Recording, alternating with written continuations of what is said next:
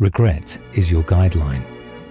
Anything you did that you regret from the day before or any other day, remove it. Not tomorrow, not after one more time, right now, because regret is not an emotion to be managed or suppressed or medicated away. It is information. It is the most honest feedback system you have, your own soul telling you, without confusion, without ambiguity, without any external opinion involved, that what you just did does not align with who you are trying to become.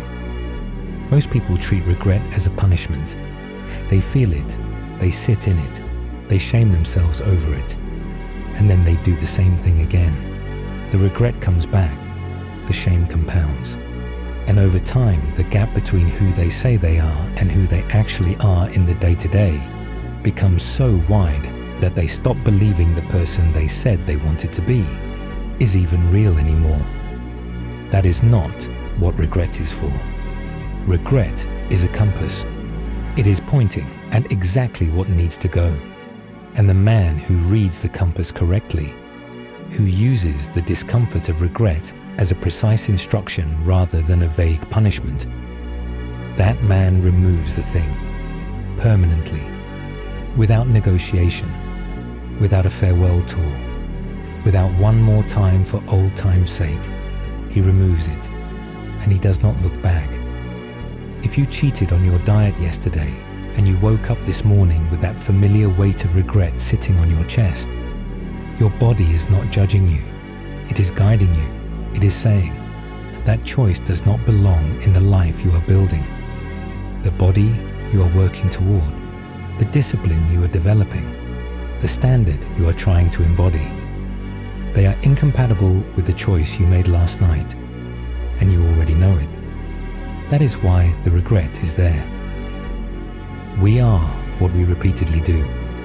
Excellence then is not an act, but a habit. The cheat meal is not the problem. The pattern is the problem. The pattern of deciding one thing and doing another. The pattern of drawing a line and then stepping over it, and then drawing it again in a slightly different place. That pattern, if allowed to continue, does not just affect the diet. It erodes the identity. It teaches the deepest part of you that your word to yourself means nothing, that your commitments are negotiable, that the standard is a suggestion rather than a law. Remove the cheat, not from the menu, from the pattern. Decide that when you commit to a standard, you hold it, that the regret you felt this morning is the last tuition payment on that particular lesson. The lesson has been paid for. Now apply it. If you missed the workout, if you said you were going to train and you didn't, and you felt it, and it sat with you and you know it, that regret is not about the session you skipped.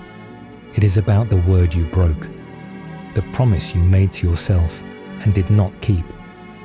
It is not the man who has too little, but the man who craves more that is poor. The man who craves the result but will not pay the price consistently is the man who stays poor in every dimension. In fitness, in discipline, in self-respect, in the deep, quiet confidence that comes from knowing you do what you say. That confidence is not available to the man who negotiates with his own commitments. It is available only to the man who holds them. So remove the missed workout from your future, not by adding more pressure, by removing the option to skip, by deciding once, clearly, permanently. The training is not something you do when you feel like it. It is something you do because you said you would. Full stop. No renegotiation.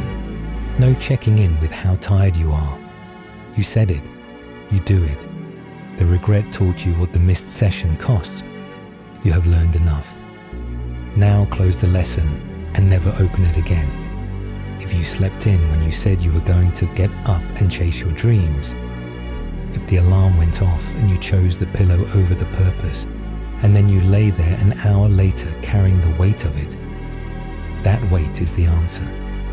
That weight is your future self communicating backward through time, showing you what it feels like to delay the life, to choose the short comfort over the long vision, to be the man who had a dream and loved sleep more.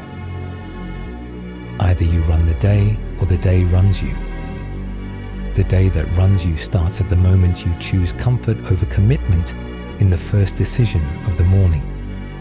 And the day you run, the day that belongs completely to you, that moves in the direction of the life you are building, starts the moment you honor the promise you made the night before when you set that alarm. Remove the snooze from your life. Remove the negotiation that happens in the half-conscious space between the alarm and the decision. Decide the night before, with full clarity, that the alarm is not a suggestion. It is the starting gun. And you are already a man who runs when the gun fires. If you had the drink when you said you were going to be sober, if you made the commitment, held it for a while, then folded under the social pressure or the stress or the habit and woke up regretting it, the regret is not about the drink. The regret is about the version of yourself you abandoned in that moment. The sober commitment is not about the alcohol. It is about the proof. It is about demonstrating to yourself through sustained action that you are someone who controls what enters their body, that you are not managed by cravings, by social situations, by the presence of the thing, that you are the authority in your own life. No man is free who is not master of himself. Every drink taken after a commitment to sobriety is a vote against your own authority. It is the craving governing the man instead of the man governing the craving. And the regret that follows is the soul registering that inversion. That the thing that was supposed to serve you ran you instead. Remove the drink, not because someone told you to, because you already know what it costs. The regret paid for that knowledge in full. Honor the price by applying the lesson. Here is the practice. Simple, unglamorous, completely effective. Every morning, before the day begins, before the phone, before the noise, sit for 5 minutes with the previous day. Review it honestly, not harshly, honestly. What did you do that produced regret? What choice did you make that your best self would not have made? What did you say you would do that you didn't? What did you say you wouldn't do that you did? Write it down if you have to. Name it clearly, and then make the removal. Not the vague intention to do better, the specific, committed, non-negotiable decision that this particular thing no longer belongs in your life. Waste no more time arguing about what a good man should be. Be one. The argument ends at the morning review. The decision is made there in the quiet, before the world makes its demands.